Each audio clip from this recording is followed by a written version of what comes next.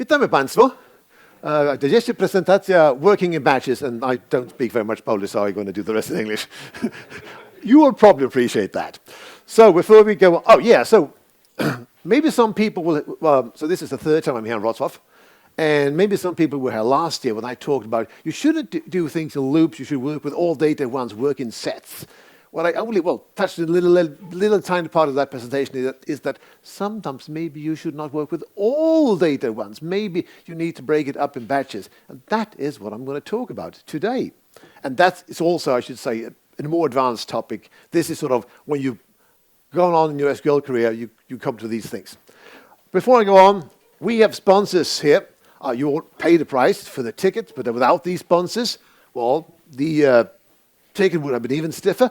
And not only that, I think sponsors and exhibitors add value to a conference because there's also new things you can learn, new products, new services, and so on. So please spend your time with these sponsors. A little tiny bit about myself. So I'm Erland Sommarskog, come from Stockholm, where I work as an independent consultant, been an MVP for SQL Server for many years. I have a website, small collection of large articles, but this presentation is not drawn from any of those articles. There's also my email address. It's also at the end on a slide that's easy to read. I like to point out that you can already find slides and scripts for this presentation. It's sommarskog.e/present. There are some scripts that I will just briefly, I will not show, but I will just drop a link to during the presentation. They will also be at the SQL website at some point when the organizers load them up there. So, what is the agenda for today? So, first I like to talk about two reasons why you would do things in batches. So, here labeled somewhat mysteriously, don't bite off more than you can chew and be nice to others. Then I will talk about batching techniques, and that will be the better part of these presentations, of things you should think of when you're doing batching, because it's not difficult, but it's also, you can go wrong.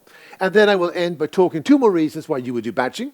So when all or nothing is not what you want. And the last one, looping abreast, is different from all the others, because here we're actually not arriving at batching from doing all at once, but rather we're coming from a loop. So yeah, you might have a table, and you want to do an operation on all the entire table or the better part of it. For example, you might find out that, this key column has integer. We're getting quite close to the limit. We need to change that to big int. So I could do that with all the table. Or I might decide that, it's better to create a new table with a new schema and then copy all data over.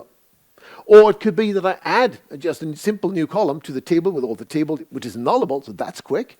But then I want to initialize that column, maybe with some default value, or maybe I want to gather data from other tables to fill that one in. Or it might be that I want to get rid of many of the rows, like let's say half of the table is now obsolete because that was things that happened yesteryear. So yeah, that's only a table, but let's say now that this table is 300 gigabytes in size. What would happen if you tried to work with all data at once?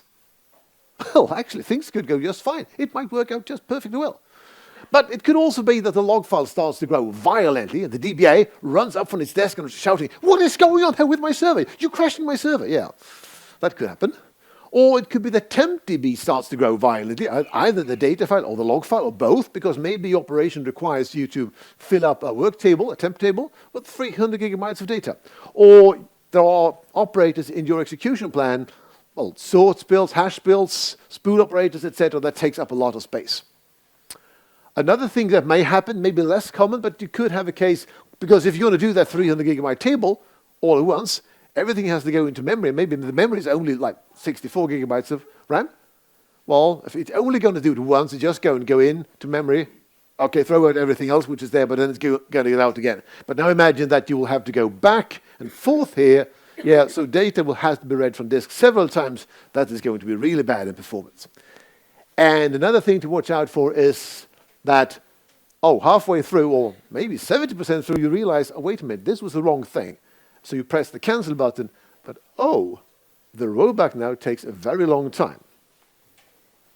And the remedy in all these cases is to split up the work in batches. That is, you divide the work rather into smaller batches and you operate on subsets of the data rather than doing all at once.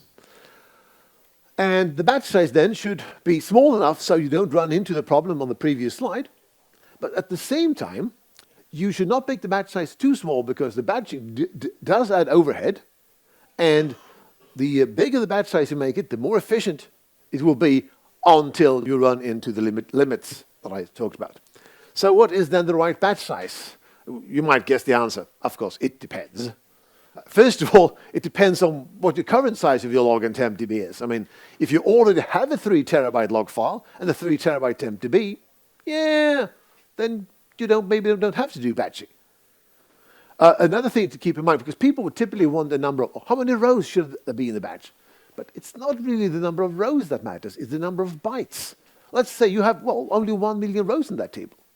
But there is a lob column which has to be included in your operation, and that lob column average 1 megabyte in size. That's a terabyte table. Well, yeah, that might be a time to do batching. But, okay, so I'm not going to put it on the slide, but still people want a rule of thumb, so I'm going to say, okay, 5 million rows. It's not taken out of thin air.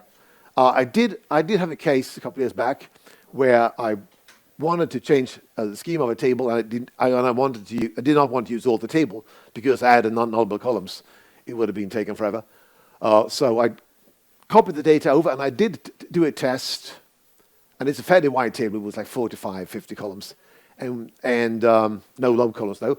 And I found that when going from 500,000 in batch size to 5 million, I don't remember the exact number, but it was like 15, 20% performance improvement. So it was significant. And then I stopped at 5 million, I thought, because I was also looking for a general number, because this was actually part of a script that I generated from a tool, so I wanted to find a good number for that tool. And also very important, when you do this, if your database isn't full or bulk log recovery, you need to have transaction log backups going, because if you don't have, well, then the log is going to grow anyway, because you have to get rid of all that log data which is being generated. And so far, I've assumed that more or less these operations that you perform when you have the database to yourself, it's a DDL operation or a maintenance window or maybe a staging database for ETL. But you may also have to be nice to others. So now let's say the operation you're looking into is smaller. It's only 5 million rows, but it's in a live system. So if you would just do this operation in one single step, well, you would take up CPU, memory, etc. That will make the rest of the users on the system suffer because you would take up too much resources. And moreover, you could cause a lot of blocking or deadlocks because you may be only operating in this part of the table back here to do something like maybe archiving, and the users, they're over here, but because you try to do all at once, SQL Server says, oh, table lock, I want a table lock. And yeah, then everyone is blocked while you work. And again, the remedy is to split up the operation in batches, but this time with a fairly small batch size. This means that your operation will be less efficient. Your operation will take longer time, but the overall system health will be a lot better. In this case, there is actually a number that you can say some sort of, well, as your max, and that is 5,000 rows, because many of these situations, when you want to be nice to others, you want to avoid table locks, you want to avoid page locks. And if you lock more than 5,000 rows in the table, SQL Server tends to, okay, I'm going to escalate that to a table lock. And that could, of course, cause blocking for everyone. So how can you find, but 5,000 rows doesn't mean that 4,900 is a good value. You actually have to test. So what you can do, you can run a test operation with different batch sizes and then inspect your logs in sysdm tranlogs. And I'm going to show you how you can do this. So I got a script here. I got a database called BigDB. It's the one I'm going to work with today. I got a table called BigTrans, and in this table, the keys are actually perfectly contiguous. There are no gaps. So this condition here, 1 to 2,500, means 2,500 rows. And then I'm doing this in the transaction, and then I'm looking at what I have in sysdm tranlogs.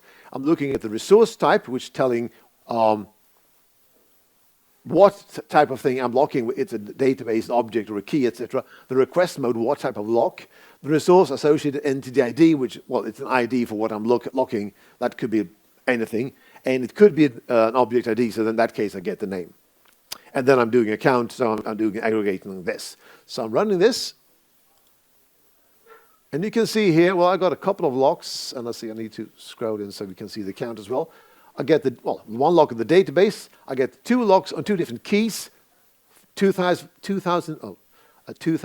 key logs on up to 2,500 of each, and those are on 2 indexes in that table.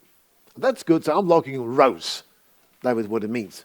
But you can see there's also log and object label on big trends, the table, and also page logs. But these are not alarming because these are intent logs. You see, they say IX. So an IX, an intent log means I am down somewhere here. Because I'm only logging rows, but if someone would like to take a shared log on this table, for like a select count on the entire table, they would be blocked by my intent log. But that's okay because they probably should not do that in a busy system. Now let's see if I increase these to 3,000, what happens? This time I got a lot fewer logs. I only got 2, one on the database and 1 exclusive log on the table, big trends. This means that 3,000 is too big in this case.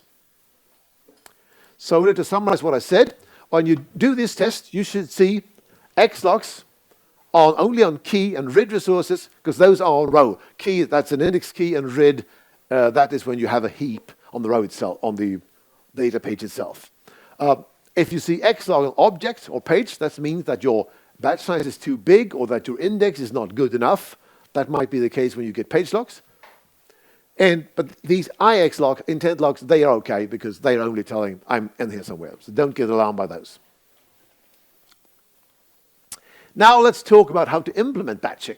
So this is not really extremely difficult, but nor is it a walk in the park. It's more like, well, a walk in the forest. There could be some occasional place we have to jump over a brook, but it's not like if we're going for a big mountain hike, climbing Mount Everest. But still, we have to watch out. I mean, after all, we are writing more code, so there is more code that can have bugs, and there's more code to test. Another thing we have to consider is, what if the work we do is getting interrupted halfway through? How do we recover? How do we deal with that? Because now it's no longer a single transaction. Because if it would be a single transaction, well, we would get all these problems with the log anyway. And, of course, performance. Because if you do batching the wrong way, yeah, performance is going to be a disaster.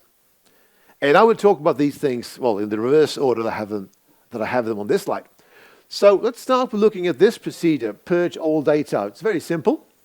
So I'm saying, well, first I get the row count, or I have a variable called row C, which initializes to the batch size.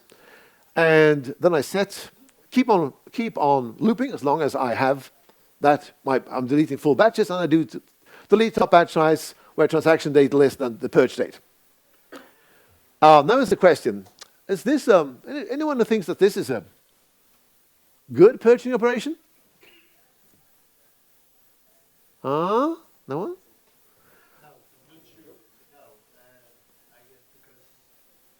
So, yeah, oh, sorry.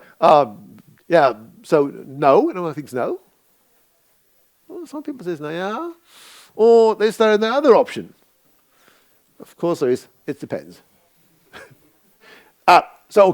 If you knew, and it depends is the right answer because we don't know enough. I haven't told you enough. The very important thing here, indexing is critical. And in this particular example, it is bad now, but when I tell you that the transaction date column, there is no index on that column. This means that if we would only do no batching at all, so SQL Server would have to scan the entire table to find the rows to delete. But if you are deleting like 30% of the rows, it's not a big deal. Even if there was an index on transaction data, SQL Server would say, I don't care about that index, I'm going to scan the table anyway. But it's only done once. But if you were to my presentation last year, you might remember I was hammering the sentence, if you repeat scans all over again, it's getting very, very costly. And now we're talking about big scans. So now this is getting bad. When you're doing batching, you must always make sure that you do these of an index column. And moreover, if you are going to do big batch sizes, it more or less, I would say, have to be the clustered index. Because if that's 5 million rows in the batch size, SQL Server might say, 5 million kilocubs? You joking, right? I'm going to scan the table.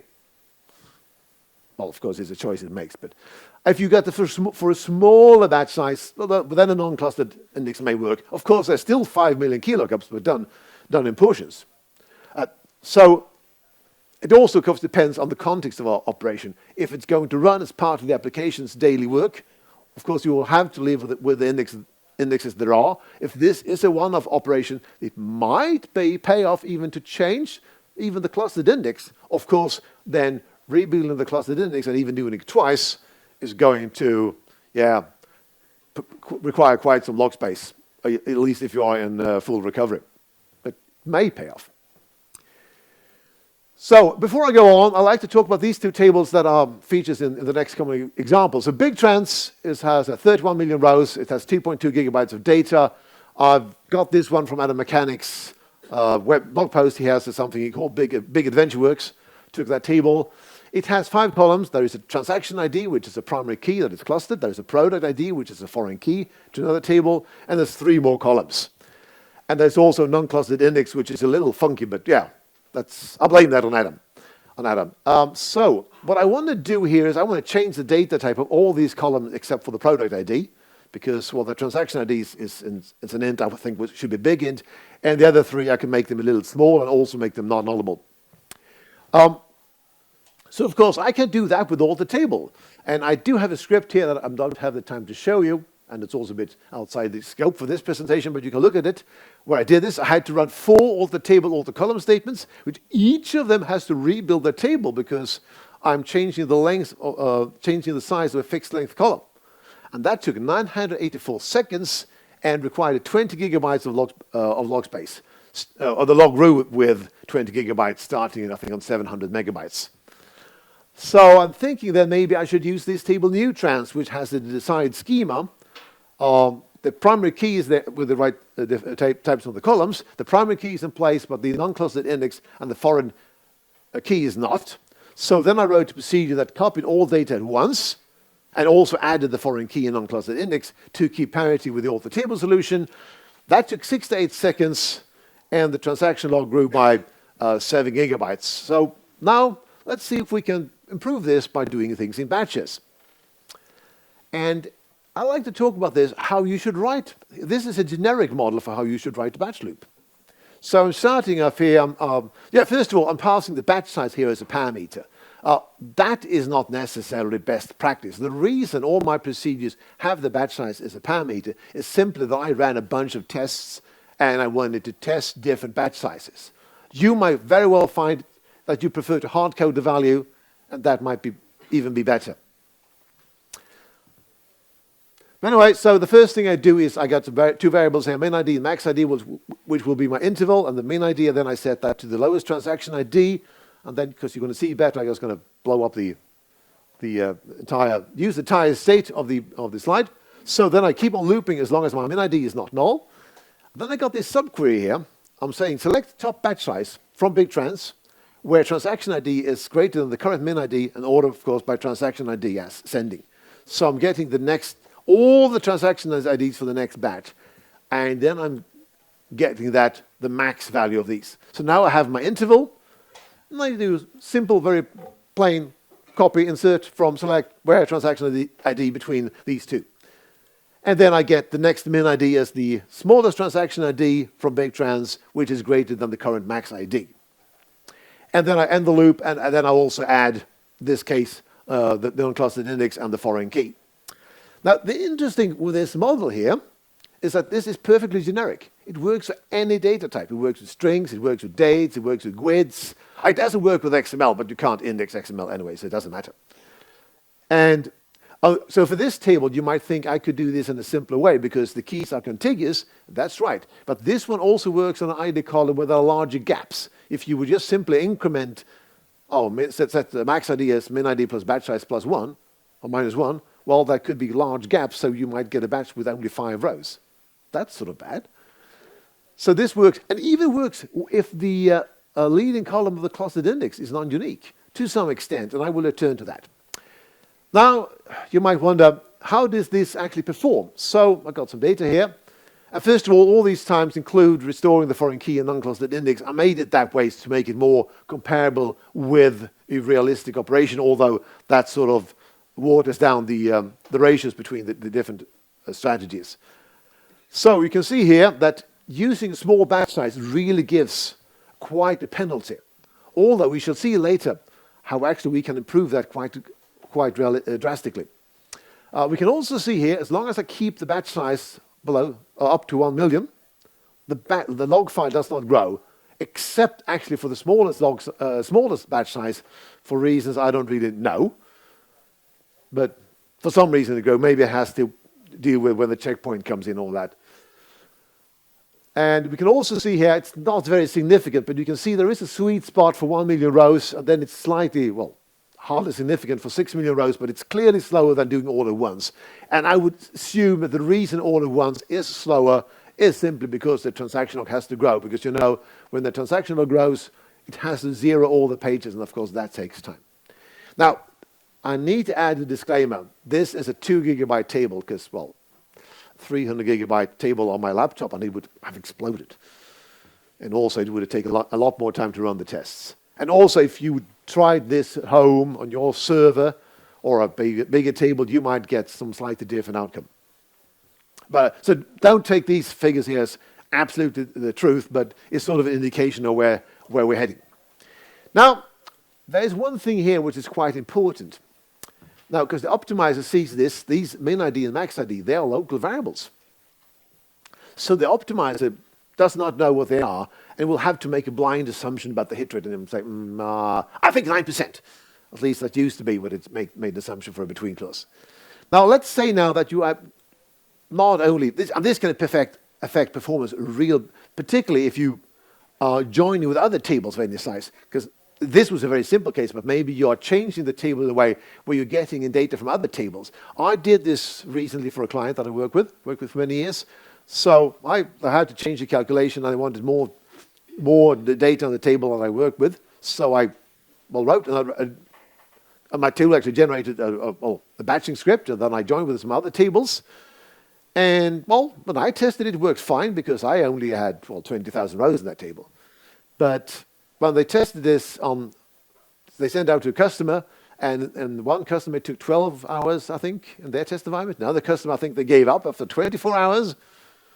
And I need to think about this. But before I came around to do that, because I don't work with that client only like 2 days a week for 2 mornings a week, another guy that said, well, try option recompile. My goodness, it just, boom! It took, 20 minutes one site, which was perfectly passable for this operation.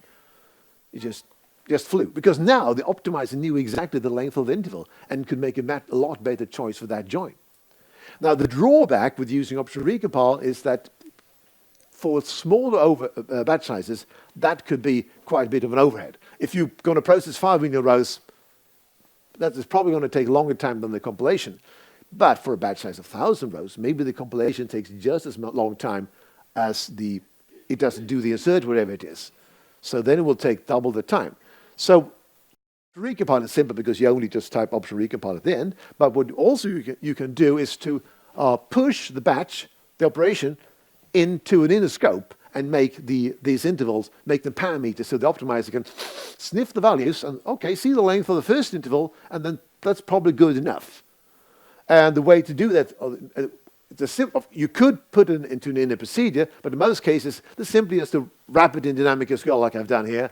So I'm saying execute SQL, insert new trans, blah, blah, blah, and then here are parameters, and now the optimizer can sniff this. Now you might think, yeah, okay, that's great for if I have a join, but for this simple operation, I mean, what could go wrong here? There is only one index you can use, the clustered index, and the target table also has one index, so what's the problem? Let's look at the data. It's quite amazing. Look what a drastic improvement this is. I didn't expect this myself when I did this. I just 3 times better. And there's no difference in the plan. I don't know exactly what's going on, but I guess it has to do with some memory allocations, some fine-tuning you don't see when it's talking with the storage engine. We can see that option recompile also gives some improvement, but not as much because we do see the overhead of the recompilation. And then there's another weird thing here. This is not compilation overhead. For 6 million rows, there are only 6 compilations, and that's 6 compilations of that simple query. It does not take 14 seconds. No, in this case, when I use option recompile, I do get slight variation in the plan. The optimizer probably thinks it's a good idea. This is going to run faster. But there's always this case that these optimizations backfires. That's what's happening.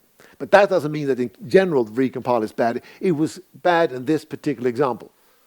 But if, for example, in the join example I had, it was just mind-blowing how much faster it was. Now let's talk about multi-column keys. So let's say you have, you'll have a table with, well, A, B, C, lots of, so that could be for one value A, that could be many rows. So how to deal with this? Well, the top loop that I show you works still, logically. It's still going to work. I mean, let's say you have a batch size of 50,000, and there could be, well, 100 rows for one single value A.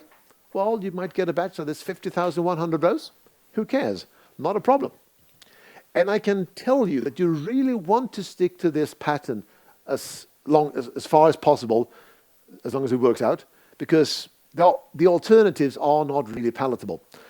But yeah, you might have the situation that you want a batch size of 1,000, and typically for each value of A, that could be 10,000 rows.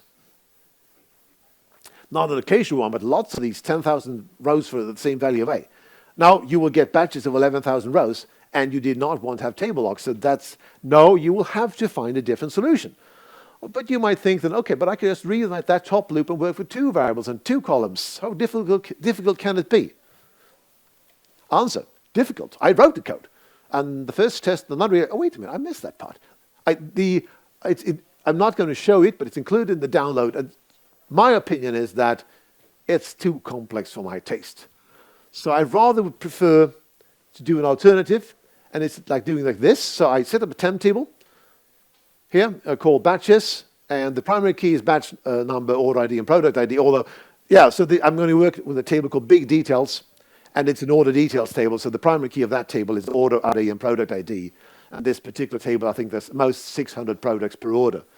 So anyway, but the reason the batch number is first in the primary key is simply that it's the clustered index I want. Anyway, so I'm loading this table. I'm getting all the key values, and then I'm defining the batch number by taking row number and dividing by batch size, and that's integer division. Keep that in mind. So there will be the same number for all rows in one batch. And I'm taking row number -1 to make sure that the first batch has all the same size as the rest. It doesn't really matter at all for this type of operation, but we'll see an example further ahead where it does start to matter a little bit. So then I go on. Let's see. Yeah. I'm setting up a cursor. And if you were in Aaron Burton's session before this one, he said we should use fast forward. And I asked him, what does fast forward does? And he didn't really answer to what I wanted to know. But so I said last year, use the static cursor because that's the only one I understand. It doesn't really, but the important thing here is we're setting up a cursor because, well, cursor should be our first option. If we want to write a loop and we have no other reason to run a loop in a different way, we use a static cursor. So I'm doing this for all the distinct batch number in batches. Open my cursor. Yeah, and also, yeah, he also had the fetch before the while, but this is the way you should do it. The fetch right here, and then if break if you get fetch status non-zero. And then I'm doing my update operation here. Yeah, so this is a very silly operation. I'm going to update multiply the unit price by 1.2 for all details. It's a very silly operation, but I wanted something simple. So here's some very important things. So look here, what I did. I set order by order ID and product ID in the row number, and I'm also having the primary key organized in that way. Why is that important? It's because, well, hey, I'm doing this exists, so I'm saying this batch, and then I'm joining these 2 columns. Because I have the temp table organized this way, this means that each batch has a contiguous set of keys in the table. And that makes the join and the update a lot more efficient. I did also test by loading the table in such a way that each batch has rows scattered all over the table. And performance of that one was, well, a lot worse. So, and of course, this still, compared to the top loop, still is slower. On my test, it was 2.5 to 6 times slower than the plain top loop. And it was not that, it was, the slowest was not one of the batch sizes at the end, it was one of the batch sizes in the middle. It was, didn't look too much into it, but I would guess the optimizer has some choice whether it should do a loop join or a merge join, etc. And for this particular batch size, I think it did not make the correct choice. I like to point out that this result depends a whole lot on the profile of the table, the type of the keys, the number of rows, etc. So take these numbers with a very big grain of salt. Anyway, we are clearly here sacrificing efficiency for simplicity, because after all, many of these batch operations, we maybe don't want them to be too complex and difficult to maintain. There is one drawback with this particular solution. It requires an initial scan of the table. It could be over a non-clustered index, but still over the entire table, it might require a table lock, which could be problematic if we have other processes that constantly want to insert data in the table. An alternative then is to work with a small temp table where we fill up it batch by batch in the loop. So here's a way to do that. I got one extra variable row count to keep track of my batch size, and order ID here is sort of the current order ID and the current product ID. So my temp table then is only order ID and product ID. And I initialize the current order ID to be one below the smallest order ID in the table. And I keep on looping as long as my batch size is, so this time I'm not using a cursor because I don't have anything to set up a cursor over. Keep on looping as long as my row count is equal to the batch size. I start with, well, clearing the table so that it's empty. And then I fill it up with this query, get top batch size from order ID, and where the order ID is either equal to the current order ID and the product is greater than the current product ID, or just everyone with the order ID is greater than the current order ID. And of course there is an order by.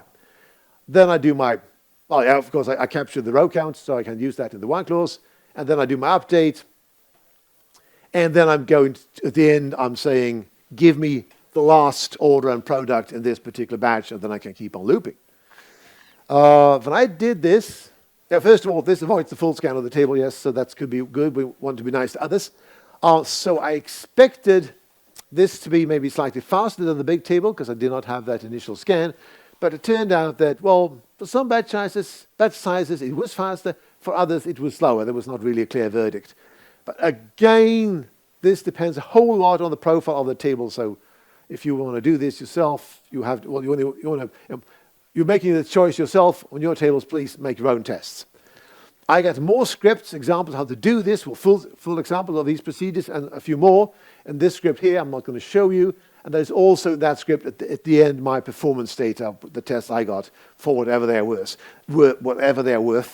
And there are also examples with doing variables. So if you really think, I don't care if the code is awful and difficult to read, I just want the best speed I can get. There are examples so you can look at. So let's now consider, what should we do if our work is interrupted halfway through? I mean, the server could crash. We could just get tired of the whole thing. Maybe if it's an operation in a live system, we can maybe only run this operation between 2 and 5 o'clock in the morning. So we have schedule interruptions. Or it could just, even if you're doing a one-off operation, it could fail halfway through. So we need to think, what could happen? And what should we do? So I'm going to look at this by looking at some examples of different operations. I think that is easier than doing only theory. So here I got this purge all data procedure again. Now I'm being rewritten it though, so it uses a big temp table, getting all keys that matches the purge condition into this temp table and dividing them into batches. Doing a static cursor and keep on looping, and then I'm doing this for this transactions ID. So I didn't actually test this, I will have to confess, but I hope this one should perform better because I'm using the clustered index. The interesting question though is, what do we do if this one crashes halfway through? What do we do now? Or we have to stop it? Well, it's quite simple. We can just start over because what has been deleted, no problem. So that's simple. But here is this insert operation. We're going to copy from the old big trans to new trans. Now, if this one is interrupted halfway through and we just restart, what happens?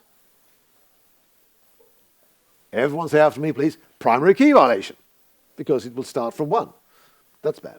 So we need to take some precautions, and in this case it's very simple, because when it's initializing min ID, I simply can just first get max tran ID from new trans, and if that one returns null, I get the min tran ID. So that's very easy to solve. Here's one that is maybe, well, update absolute. So what I'm doing here is that let's just pretend that to big details, I've added a nullable column. In this particular case, I do already have a filler column, which is just blank, which I only added to make the table wider and the test more sort of realistic. So anyway, what I'm doing is I'm initializing it to some value, and in this silly example, actually a random value. But the interesting part here, though, I'm doing this in the loop, using dynamic SQL, etc. And if this one crashes, what should I do? Well, I can restart. It will work, because it will just, I mean, nothing's going to go wrong, because I will probably initialize to the same values, or the same, well, in this case, okay, it's a random value, but it's the same correct value. But that also means that I'm redoing work. So if I fail 80% through, I'm going to redo that 80%. I can make it slightly faster by adding this condition that the filter is not blank, but I will still have to go through all these batches. So it's a lot better than to do this. I start with getting the min ID as the smallest order ID where the filter is blank, so I can start in the right place. Now we have this silly operation with updating the price by 1.2, and this is where there's a simple top loop where we do this. And yeah, so I'm multiplying the unit price by 1.2. And if this procedure halfway through, what do we do now? Any suggestions?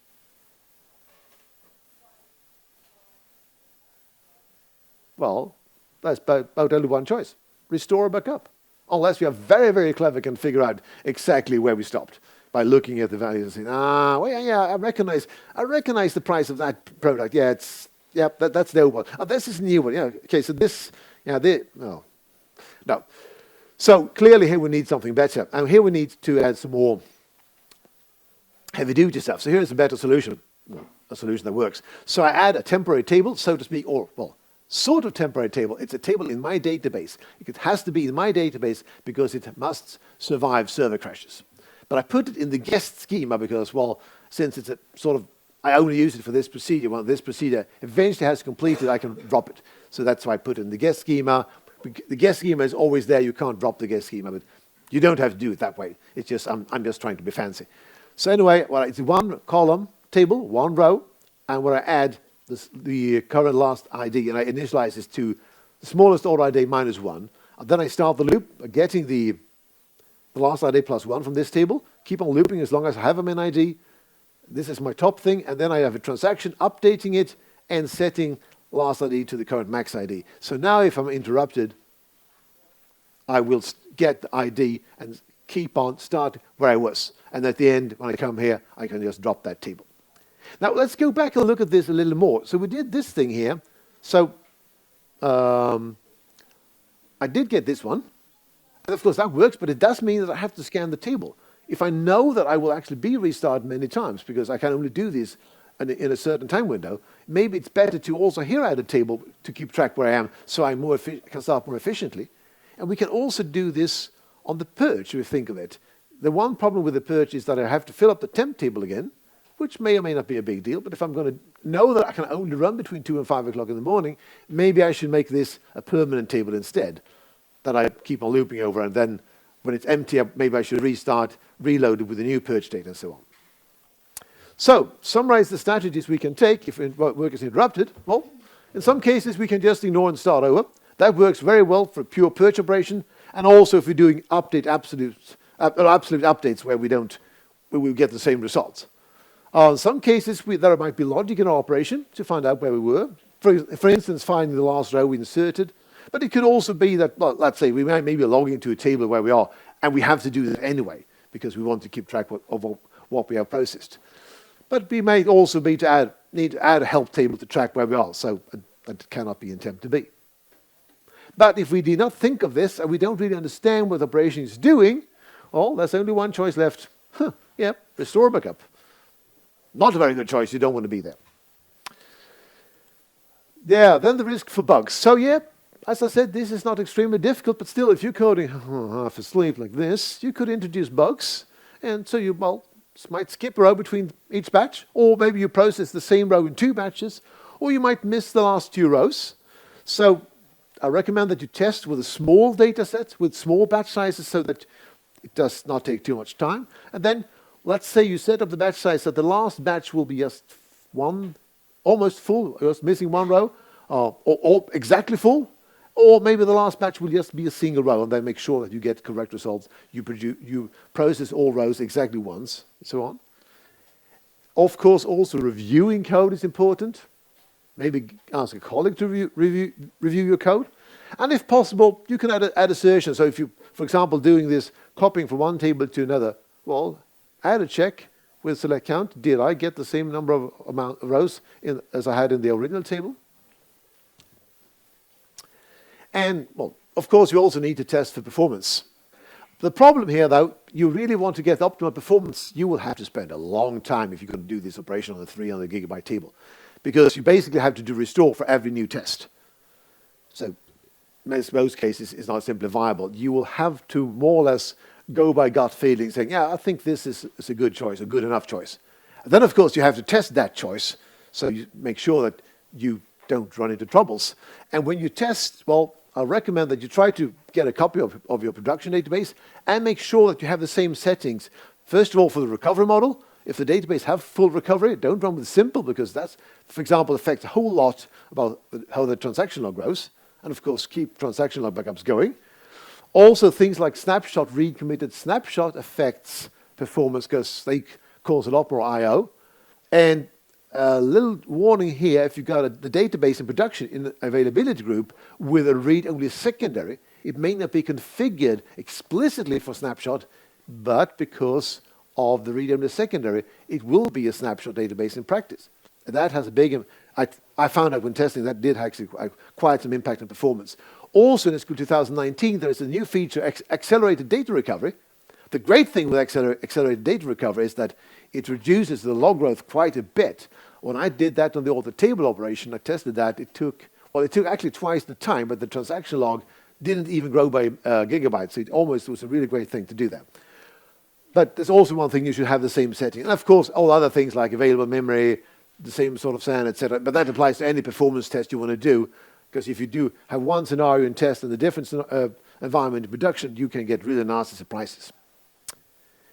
Now let's move on to another reason why we want to do batching. So yeah, we learned that the great thing with doing an insert or an update of lots of rows is that if one row fails, everything is rolled back, which is great if we really want consistency. We don't end up with, oops, I've updated 29,000 rows and one row is bad and I don't know which, or I didn't miss that one. And so that's a great thing, but sometimes that is not what we want. Let's see here, we're getting data from orders from a file, and we want to process them efficiently, so we're trying to do insert. But turns out that, there's bad data because, well, they come from a non-trusted source. Maybe there's a product we no longer have. Maybe there is some other data format or whatever. And of course, if, let's say, there are 4 bad orders, we don't want to lose the rest of them, 44,996 orders. We want to make money from these orders. Get them into it, send stuff out, get money. So this, because the orders themselves are quite independent from each other.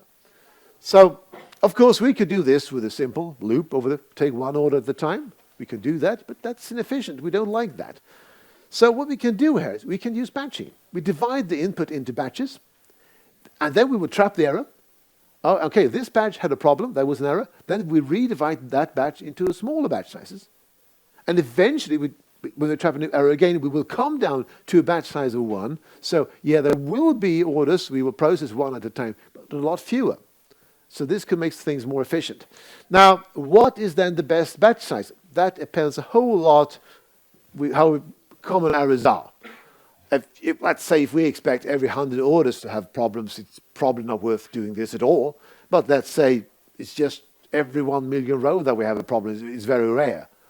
Then it's really worth doing this. So this is just the theory. Let's now look at a practical example how to do this. So it's just one thing I put up. Like, for every 10,000 rows, I suggest that the batch size should be 1,000 rows. Sort of, if you expect one error for one certain type of rows, maybe as a rule of thumb, go for a batch size which is a tenth of that. Because you don't want every batch to have an error, because then you're not getting efficiency, because then the rows are inserted a row back, inserted a row back. So, I have some scripts here. The first one here, I'm going to start this one directly. This is not the real solution. This is using looping one by one. So I got some variables here. I'm setting up a cursor for all this. I got a table called new orders and new details, and I'm going to just want to insert those to big orders and big details. In the real world, I would probably do a lot more checks on it, but this is a very simple demo. So I'm looping over all these orders, and here I'm doing an insert into big orders. I'm doing some small computation of the total amount and setting the status to end because they're new orders. Here's the computation of the amount of the details in that one, and then it's also inserting into big details, and that is a transaction because, of course, I don't want only the order header to be inserted and then lose the details because there was a problem with one of the products. Because if there is one problem with one of the products in the order, I don't want this one at all. And as you see, there was an error. There are a few more errors down here. I believe there's one at the end, and the whole thing took 38 seconds. Now let's look at the other script where I'm doing batching. So I got a batch number variable here. I got a row count, which I'm only using for diagnostics. I got a temp orders table, and this is the same idea as before. So I got a batch number. I'm dividing my orders into batches, again, using row number -1 divided with my batch size, which this time I've hard-coded to 10,000. Getting data from new orders, and this, I didn't say that, but there's 45,000 orders in that table. And then I'm not doing a static cursor here this time because I will add batches as I move on, so I will have to do a while loop. While exists from temp orders. Don't try to do this with the dummy cursor, never use any of the other cursor types. It will get you into trouble. So I get in the next batch number, the smallest one, I got the temp orders. I start in my transaction here. I use, yes, the entire while block is a begin try. So I got a begin try up here.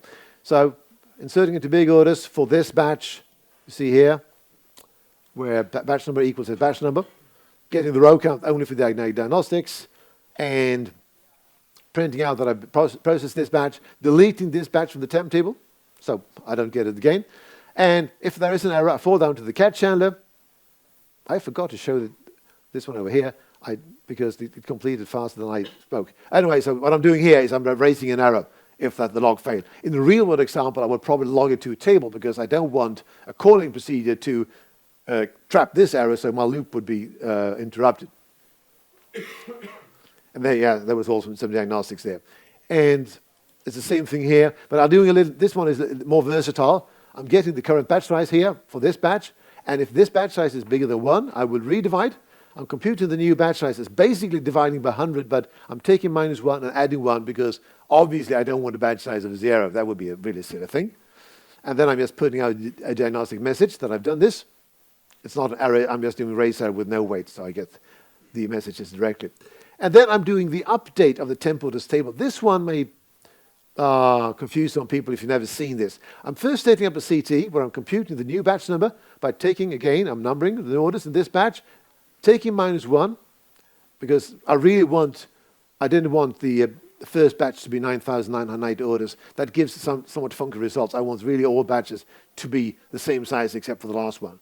So, and this time I would redivide. I would get 100, for example, and from this table. So I'm getting this out from the CT. Then I'm doing an update of the CT directly.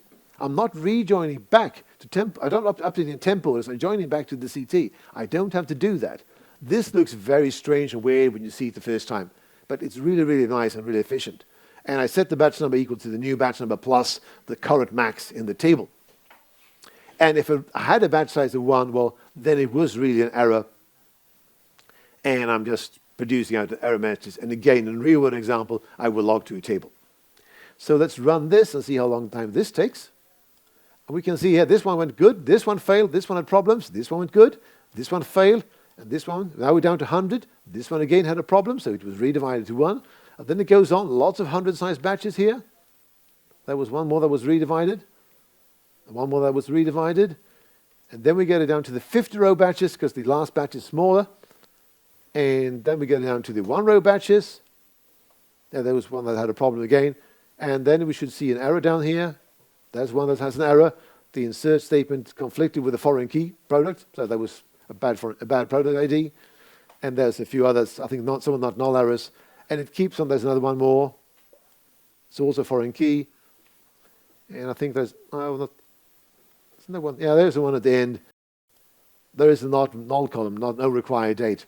So anyway, this took almost 10 seconds compared to this one that took almost 40 seconds. So it was almost an improvement with a factor of 4. So it did pay off, and we could probably, didn't try different batch sizes, but we could probably make it go even faster with the smaller batch sizes, so we don't have to redose so many batches. So the last thing I will talk about is to looping abreast. This is a different reason why to do batching at all. Now we're arriving from coming a loop. There are problems that we want to implement. We're thinking, I'd like to do this set base, but we just can't figure out how to do it.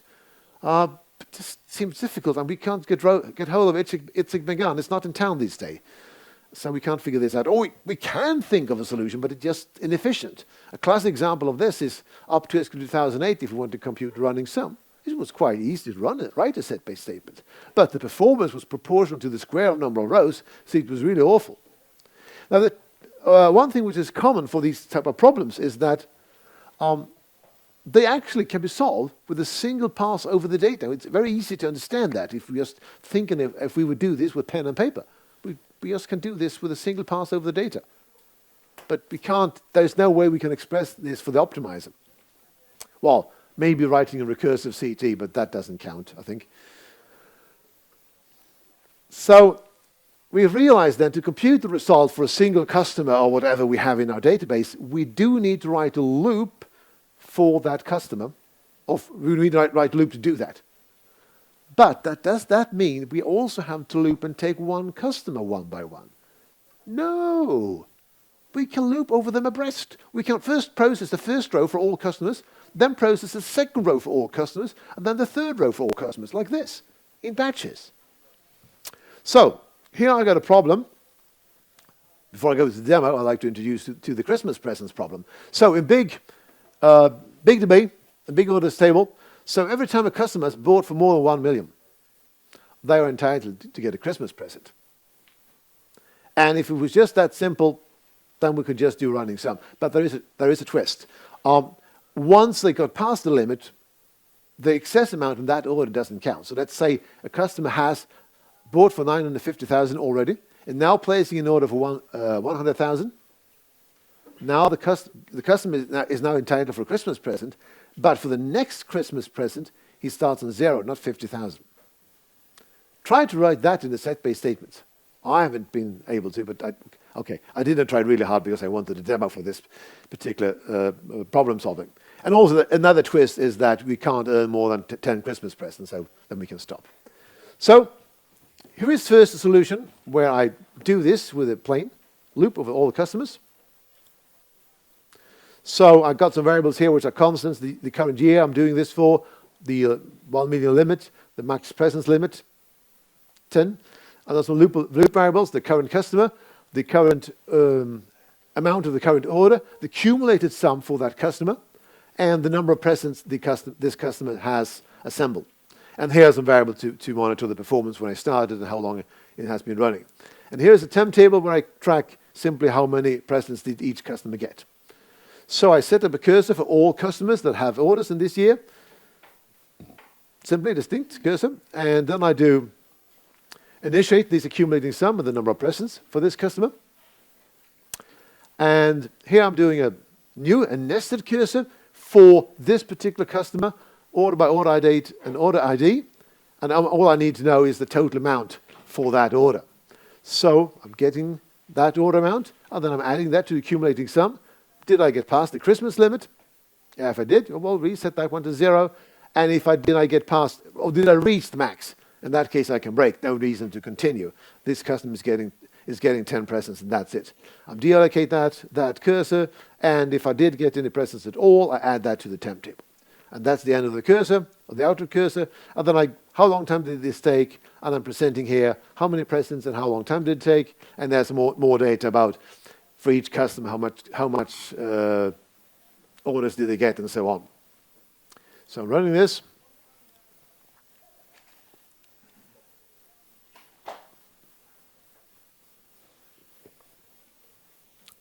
And I got 1,867 presents, and it took 8.8 seconds approximately to run this.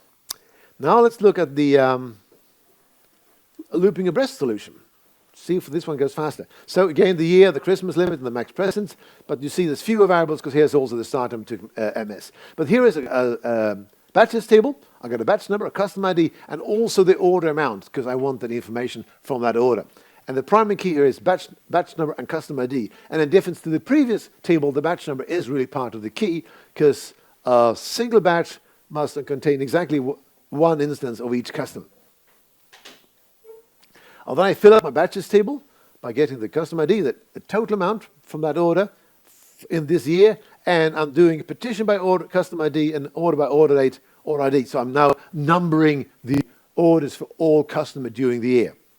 And I will use that as my batch number. Then my presence table, it's now extended with also holding the accumulating sum for that customer. You would typically see this pattern when you're doing these solutions. And you see there's a default value because I start of filling this table with all customers. So I've done that because I know that all customers are in batch 1. Batch 1000 will not have all customers. They will only have the customers that placed at least 1,000 orders. And then I get a batch number parameter here, and I'm setting up my cursor. Again, selling distinct batch node from batches, but in difference to the last time, I got order by here because this time I really need to process the batches in order. That is absolutely necessary for the logic. So I keep on looping as long as I get the batch number, and then I'm doing an update to my precedence table. I'm setting the accumulating sum to, well, if the order amount is below the Christmas, or if the accumulating sum plus the order amount is below the Christmas limit, I just accumulate, or else I set it to 0. Same here for the number of presents. If the accumulated sum is below the Christmas limit, well, then I keep the value. Else, if I'm below the presence level, I increase by 1, or else I stay at max presence. And I'm doing this for joining the presence. From presence, I'm joining this with batches for the current batch. And then I'm doing small optimization here. I'm looking, in this batch, are there any customers left that has not reached the maximum presence? Because if there is not, I can quit. I will not award any more presents, so I can stop looping. So I'll run this, because the end here is the same as before, the diagnostics. And you see the same number of presents, but it was more than half the time in execution time. So we did actually win by doing something by doing this. Now, so the technique here, you saw, we numbered the rows and materialized that numbering in a temp table with the batch number as the leading key in the clustered index. And very often when you do these looping Abreast solutions, you will end up doing this because there is, like I would say, 75% of the time. But there are situations where you don't need to do this because sometimes the problem may have a built-in iteration column that you can iterate over so that you don't have to do this. So here's one more twist to the problem. Rather than just, after having an earning present, you have to wait for 10 days before you can start to earn a new one because they found out the customers, rather than placing one order for 100,000, they were shrewd and placed one order for 50,100 and one small order. Naughty customers, we don't like them. So we put in this waiting period. But this changes the presumptions a bit because now we don't have to look at every single order. We only have to look at the standing at the end of the day. So let's see how this affects the solution. So I've got one more variable here, which is a constant, the waiting period, 10 days. I keep now track of, there's a looping variable, the order date. And I don't have a batches table, but I do have a presence table. And now beside the accumulating sum, I'm also tracking when was the last time this customer was awarded a present. And then I keep on looping over the order date. I'm actually not doing a cursor. I'm too lazy to do that. I'm thinking, hey, there's orders most days of the year, so I will just keep on looping day by day. And as long as I'm in this year, well, I'm fine. So then I do have a merge statement here. Yeah, I don't know if Aaron is here, but yeah, I do have a merge statement here. Aaron said that you shouldn't use merge, but I actually did. I thought it was, maybe I should do this as an insert an update to make it clearer, but I found that performance was a lot better with merge. So anyway, I'm merging the presence table with this subquery here, where I'm computing for each customer the total amount on this particular day. And then I'm making a join between these two. And if there's no match, I will add a row to the presence table. And then I have to consider maybe that already on that day they went past the Christmas limit. So in that case, if they did not, I should initialize it to day amount, or else I should set it to 0. And same thing for the number of presents. If I was below the Christmas limit, initialize to 0 or else to 1. And same for the latest present. If I was below the Christmas limit, set it to a date way back in the past, or else the current order date. And when matched, here I'm adding some filtering on the top together with matched. So I'm filtering out here all customers that are already reached the max presence, and also filtering out the customers that are in their waiting period. So then I'm doing an update set for the accumulating sum. Well, it's the same as before. If I'm below the Christmas limit, accumulate, else 0. Number of presents, if I'm below the Christmas limit, keep or else add by 1. And I don't have to consider max presents here because I did this up here. And the latest present, well, keep it or set it to current order date. And at the end of the loop, I just move on to the next day. And then let's see how long time this takes and how many presents it results in. Well, fewer presents, not much, but particularly more interesting here, we did get some better performance here because we did not have to do this. We did not have to fill up the initial temp table. It was saved from that operation. All right, it's getting, run over with 1 minute. Well, you're getting hungry. So am I. But I'm going to do a quick summary and mainly for the part I talked in the middle. So when you're doing matching, first of all, don't forget this. If you have full recovery, keep the transaction log backups going. But anyway, so when you're doing matching, make sure that you utilize an index because repeating scan is extremely expensive. And most of the time, you want to use a clustered index. The top way that I show you is a very generic way to run batch loops. So it works with any data type, even for non-unique keys to some extent. Make sure that the optimizer sees the interval, either by using optional recompile or pushing the whole thing into dynamic SQL. If you have multi-column keys, well, think twice whether you really need to consider the second level. Only do that if you really have to. You realize you get too many duplicates on the top level if you don't. And please make sure that you have a strategy when you design the batch loops so that you can restart and you don't have to restore backup. And of course, don't forget to test. Well, that was the end of the batch. Oh, sorry, yeah, sponsors, please. Thank you. Big thanks for these people. Yeah. But this was the end of the batch. So my name is Erland Sommarskog. My email address is SQL. You find slides and scripts on my website, and also they should be on the SQL Day website. What you will not find on the SQL Day website is the big DB, but there is a link to it there. It's the backup. It's 1.2 gigabytes. It's compressed, but the full database is 12 gigabytes, and you will need SQL 2016 for it. So, well, beyond the fact I'm over time, but we've got lunch breaks if you have questions. Or else you can come to talk with me later. Dziękuję bardzo.